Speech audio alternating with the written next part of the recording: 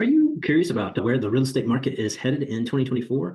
Are you thinking about buying or selling in Western North Carolina? Hi, it's Ryan Maccabee with the LivePlayWNC team, powered by kellerwilliamsmountainpartners here in Hendersonville. And I just want to give you an update on where we think the market is going this year. But before we get there, let's talk about what happened in 2023. So we'll start kind of high level macro, and then we'll get into the specifics about Henderson County. But last year nationally, we sold about 4.1 million homes across the country. It may sound like a lot to some of you, but that was actually the lowest number of homes sold since 1995. Yeah, 28 years ago. So there was quite an adjustment in the speed of the market and the number of homes sold that we had seen in the past couple of years. Why did that happen? What were the drivers to it? The lack of inventory is a driver, but the real determinant was what was going on with interest rates that rose to nearly 8% back last October and November before they took a little bit of a slight decline, but they're still ticking up. It's bouncing around, hit or miss, depending on what the Federal Reserve is saying at any given moment and how the markets react to that. Just as I'm recording this, the national average, according to the federal data, is around 6.9% for a 30-year fixed mortgage. So we're still in that kind of elevated range that we've seen recently. So what about Henderson County? How did it fare in 2023? We also saw a low number of homes sold, and we actually ended the year with about 1,464 homes sold in Henderson County alone. That was the lowest number, not in 28 years, but in 10 years. So we had to rewind the clock all the way back 10 years ago to see a fewer homes sold on the market. Now, that may sound horrible, but until we realize that the average sales price is hanging in there and actually has steadily increased and rapidly increased in some of the recent years. The average sales price for January of 2023, so a year ago, basically, was just below 471,000 for Henderson County. And as we ended January 2024, this year, the average price was 467,000. So just a little bit of a slight dip by about 0.8%. So prices are holding in. And the velocity, or how many homes are selling in 2024, is actually about on pace with last year so far. February took a little bit more of a dip, so it's about 8% down from February of last year. But what does that mean? It's a weird market, folks. You'd think that with fewer buyers because of the interest rates and a lot fewer homes sold, that prices would really be collapsing. But that hasn't happened. Why haven't prices fallen? There are many sources forecasting a flat to single-digit increase in prices for our area through 2024, and it's because we still have such a constrained supply of inventory. Now, that's loosening just slightly, but that's not the single biggest reason why prices haven't dropped. Inventory is low for several reasons, and it's the supply of inventory. There are not enough homes that were built in the aftermath of the Great Recession back in 2008. So if you listen to some estimates, we're literally millions of homes short of the demand across the country.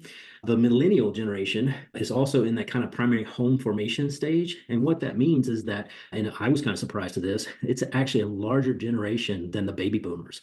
So there's a lot of people that are looking for houses as they start their families and get mid-career and so forth. And then the other fact that why inventory is low is that 85% of homeowners have an interest rate on their mortgage below 6%, which means they're really not moving unless they have to. And that's really creating a lock-in effect. So let me net this out for you. What does that really mean if you're looking to sell or looking to buy in Western North Carolina and Henderson County? So for sellers should expect fewer buyers in the pool, which means it's going to take a little bit longer to find the right one, a little bit more days on market, but ultimately you're still able to maintain your pricing as long as you set it around the fair market price and sell your home in a reasonable amount of time. About 30 days on average is what we're looking like right now as I record this. It's still a seller's market when you look at the data, but it's really acting a little bit more like a buyer's market because they realize there's fewer buyers in the market, so they're trying to negotiate a little bit more. There are more homes coming on the market in the spring, and the mortgage rates are expected to really be unchanged at this point, so that could put a little bit more pressure on prices. But the net of it is, for sellers, it's still a strong market. You're still able to sell your home for a really nice price. Now, what does that mean for buyers? You'd think one thing that's good for sellers is maybe not good for buyers, but that's not exactly true. We're in a little bit more favorable situation than we have been for buyers because we're not in the crazy speed market with multiple offers on every home that we saw a couple of years ago.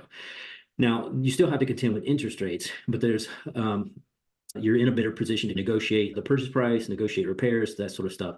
Most economists think that the Federal Reserve will start to cut rates some point around mid-year or going into the end of the year, and that the mortgage rates themselves will probably get back into that 5% range toward the end of 2024 or maybe into 2025.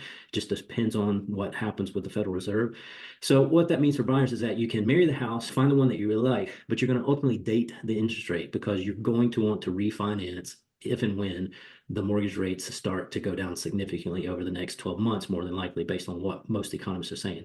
That means buyers who are thinking, hey, I'll just wait, sit on the sideline until there's interest rate change, that's probably going to push us back into an aggressive market again. So you'll have fewer homes to choose from, you'll have more competition, there'll be multiple offers. Really now it's a sweet spot as long as you realize that you'll basically refinance a little bit later on. And don't forget about those demographic trends with the millennials. They are starting families and buying homes, which is really going to put added pressure on the inventory situation. Now, I expect things to chop around until the Fed kind of starts to cool their rhetoric, that they get the data that they want to see, that to start at least maintaining the rates with no possibility of rate increases or either lowering rates, which will help us on the mortgage side. Now, the summer and fall could be even more dynamic than traditionally our strong spring home selling season, because maybe by then we'll get some relief from the Federal Reserve. And that's really the wild card here. I think the Fed's timing for the cut, which will affect mortgage rates, will really ultimately drive where we see a lot more activity in the market. If you have any questions, don't hesitate to reach out to me or Suzanne, and the email is info@liveplaywnc.com.